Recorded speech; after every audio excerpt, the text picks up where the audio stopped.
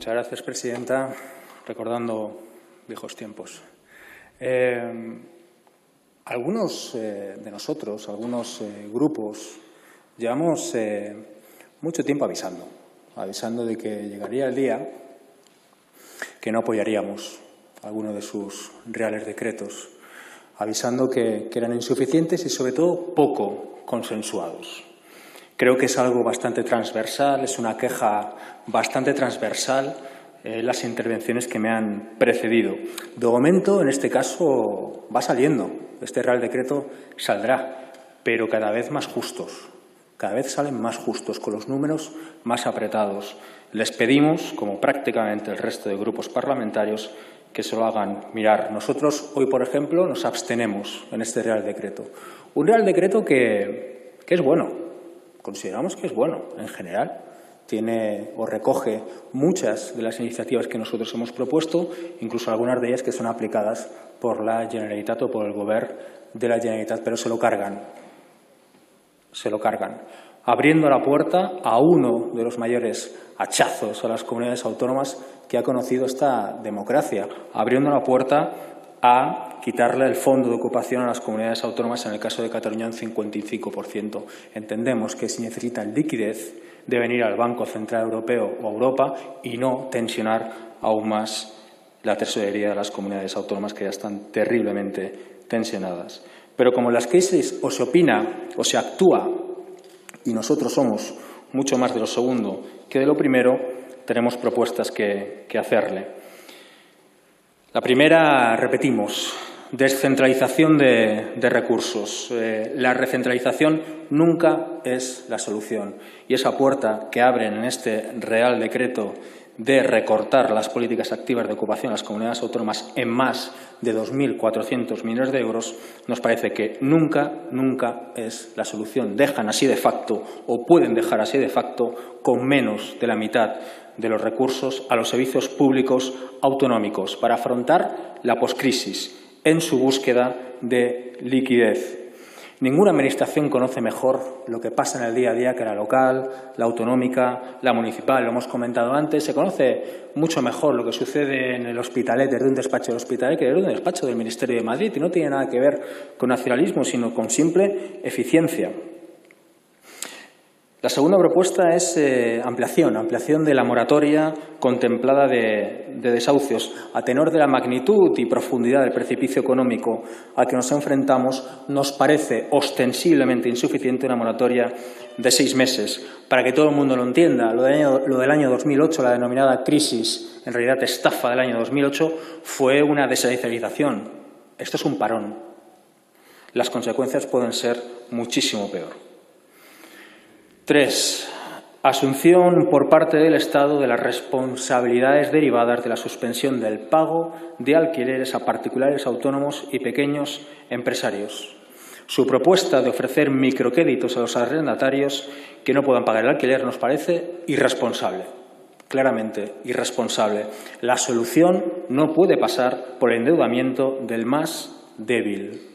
Bajo nuestro punto de vista, el Estado debe asumir esa deuda obligada por los efectos del virus y, sobre todo, definir lo que es un pequeño propietario. No es lo mismo un matrimonio de jubilados que pone su piso en alquiler para completar la pensión que un especulador con 50 casas. 4. La suspensión del pago de servicios básicos como la luz, agua y gas no es suficiente con la prohibición. La mitad de estas facturas, como ustedes saben, son gastos fijos independientemente del consumo y de la producción. Y con la que está cayendo, la gente no puede elegir cada mes entre comer o pagar la luz. 5. Y aquí nos paramos un poquito más, salvar a los autónomos. Estamos hablando de 3 millones de personas, 600.000 solo en Cataluña, sin contar con los miles que están en la economía sumergida, 240.000, por ejemplo, empleadas del hogar. Aquí proponemos básicamente 5 medidas. La primera, adelanto de la moratoria contemplada del pago de cuotas a la Seguridad Social para trabajadores autónomos. Ustedes no sitúan el inicio de la moratoria hasta mayo. A los autónomos ya se les ha pasado el cargo de marzo. Bajo nuestro punto de vista llegan tarde y llegan mal. Es absolutamente incomprensible el cobro de esta cuota en un momento de cero actividad. Si en esta crisis hay una cuarentena sanitaria y una cuarentena económica, también debería haber una cuarentena impositiva para los más afectados, y los autónomos lo son. 2. Ampliación de la suspensión de la cuota de autónomos, no situando como límite temporal la duración del estado de alarma, sino la duración del impacto económico de la crisis sanitaria.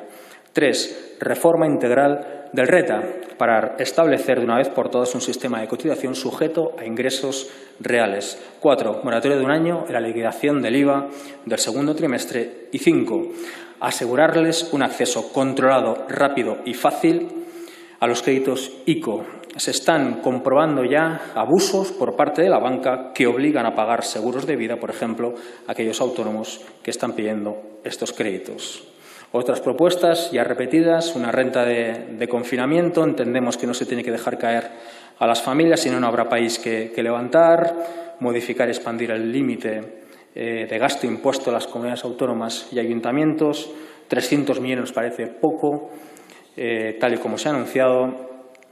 Otra propuesta sería 2 impuestos, como ya también hemos comentado. Uno, temporal, solidario, extraordinario, a compañías, plataformas digitales de distribución o comercio, intermediarias, en definitiva, que se están enriqueciendo exponencialmente durante este confinamiento. En definitiva, por ejemplo, ponerle un impuesto a Globo para intentar financiar ayudas o otras ayudas. El segundo impuesto sería a las grandes fortunas.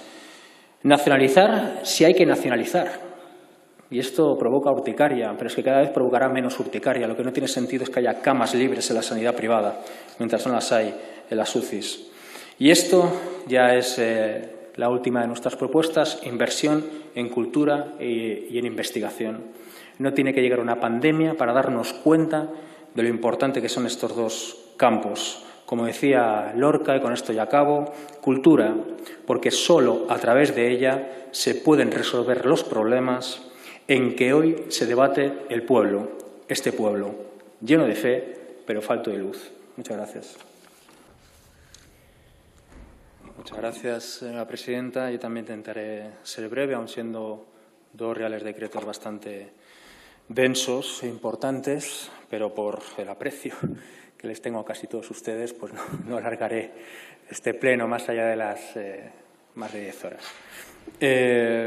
Sí que una previa: apoyar, como no puede ser de otra manera, las reivindicaciones que han hecho mis compañeros Óscar Matute y Mireia Vehí, de Bildu y de las CUP, en cuanto a la población reclusa se refiere, especialmente pues, a nuestros compañeros y compañeras injustamente encarcelados. Desde aquí una abrazada a compañeros y compañeras, y denunciar las amenazas de hace pocos días, más propias de matones de discoteca que de jueces del Tribunal Supremo.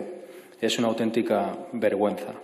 Señora ministra, le haremos propuestas, como siempre, propuestas socialcomunistas, como le gusta al ABC y a Vox. La primera de ellas, ya se ha dicho, prevención de los despidos. Lo anunciaron, pero no lo cumplieron. Ustedes presentan lo siguiente, y leo literalmente: no tendrán la consideración de causa justificativa de despido las situaciones de fuerza mayor y las causas económicas, técnicas, organizativas y de producción en las que se amparan las medidas de suspensión de contratos y reducción de jornada previstas. Traducción: ustedes no anulan o prohíben los despidos tal y como anunciaron. Ustedes transforman los despidos en improcedentes durante este confinamiento. Para que todo el mundo lo entienda, no se considera prohibido despedir, se considera improcedente despedir. Además, no de forma retroactiva. ¿Qué pasa, señora ministra, por ejemplo, con la primera oleada de despidos? Claramente, bajo nuestro punto de vista, no bastan muchas de las medidas. No basta con recomendar no despedir. No basta con agilizar el cobro de la prestación y garantizar que no afecta al cobro de la prestación futura. Y ni tan siquiera basta con declarar improcedente despedir. Solo basta con darle a los trabajadores y trabajadoras de este país la seguridad social y moral de que no van a perder su puesto de trabajo por un abuso de empresarios desalmados durante este confinamiento. Y eso solo pasa por la prohibición. Por cierto, una gran forma de evitarnos todos estos debates sería que ustedes aprovecharan alguno de estos reales decretos para derogar de una vez por todas la reforma laboral. Aprovecho para advertir de que Esquerra Republicana analizará todos y cada uno de los ERTEs presentados y aceptados hasta ahora. Hay ERTEs que chirrían enormemente. No puede ser que empresas que hasta hace poco más de un mes eran torpedos económicos, eran el Silicon Valley de España, de repente tengan que presentar un ERTE porque no pueden aguantar a pulmón más de 20 días. Algo no funciona. La segunda principal propuesta que le hacemos, y aquí sí que quiero ser un poco más, ir más al detalle, porque consideramos que es muy importante, es algo tan ambicioso como necesario. Desgraciadamente ha tenido que llegar una pandemia para que a algunos les suene bien o que pueda ser factible. Algo que por cierto, llevan trabajando, y me quiero acordar de ellas, 3 compañeras a las cuales saludo desde aquí, María Dantas, Nayat Dresch y Ana Surra. Para mí es un orgullo y sobre todo para mi partido es un orgullo tenerlas. Le explico. Hoy solo en Cataluña, 1 de cada 5 muertes por o con coronavirus es en una residencia de ancianos. 1 de cada 5. 646 desde el 15 de marzo. Y se estima que 1.261 residentes más conviven infectados, de un total de más de 64.000. Estamos hablando de que 191 residencias tienen positivos, de un total, solo en Cataluña, de 1.073. Dichas residencias cuentan con 75.000 profesionales, de los cuales solo hoy y solo en Cataluña 3.469 están ya aislados, son positivos, trabajadores. Y cada día que pasa, evidentemente, las cifras se incrementan. Si los hospitales, si la sanidad está al borde del colapso, las residencias de ancianos lo sobrepasaron hace días. La situación es dramática. Faltan y faltarán profesionales sociosanitarios. Así que nosotros le proponemos la regularización exprés de cuantas personas migradas en situación de irregularidad administrativa haya, así como la homologación de cuantos títulos de grado o ciclo formativo en medicina, farmacia, odontología, enfermería, fisioterapia, asistencia social o cualquier otro ámbito del cuidado de las personas tengan. La premisa es muy sencilla: llenar esta crisis de enfermeros, de médicas, de asistentes y no de militares. Y que unos papeles, sobre todo, no sean un obstáculo para ello. Y, sobre todo, hacerlo de manera permanente. Regularizar a esta gente durante esta crisis para cuando pase despedirla, no solamente sería racista, sino que sería inhumano. Si el colapso sanitario y la humanidad no son criterios suficientes para algunos de ustedes, les recomiendo que lean el artículo 127 del Código de Extranjería, que ya contempla regularizaciones exprés en situaciones como esta, de forma taxativa. Y es un código que aplaudieron y aprobaron algunos de los patriotas que hoy aquí nos contemplan. Simplemente pedimos que apliquen la ley. Una ley que, por cierto, como saben, Esquerra Republicana siempre ha defendido derogar, bajo una premisa muy clara: no hay nadie, no hay ningún ser humano ilegal. Un ejemplo: ¿saben qué están haciendo los manteros de Barcelona?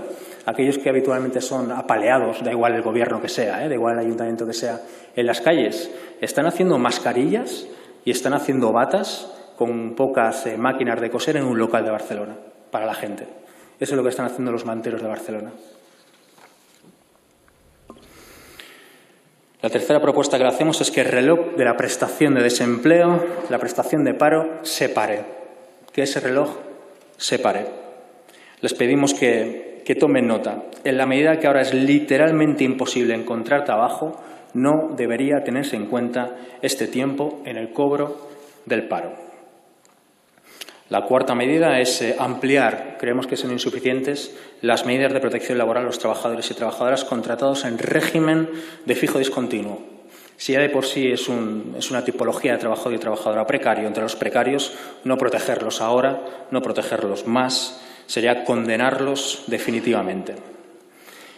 Por cierto, si alguien tiene dudas, como somos de izquierdas estamos acostumbrados, siempre tenemos que justificar de dónde sacamos el dinero para nuestras propuestas, está bien. Si alguien tiene dudas, dos ideas, los 60.000 millones de euros del rescate de la banca y sobre todo los 100 millones de comisiones saudíes. Y acabo con algo poco habitual en política, que es felicitándola, señora ministra.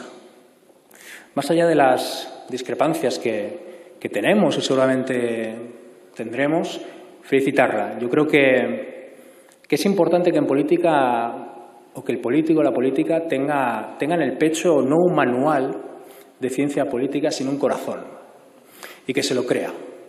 Yo creo que al menos usted se lo cree y sobre todo demuestra algo muy importante en política que creo que marca la diferencia, la comunicación. Muchas gracias.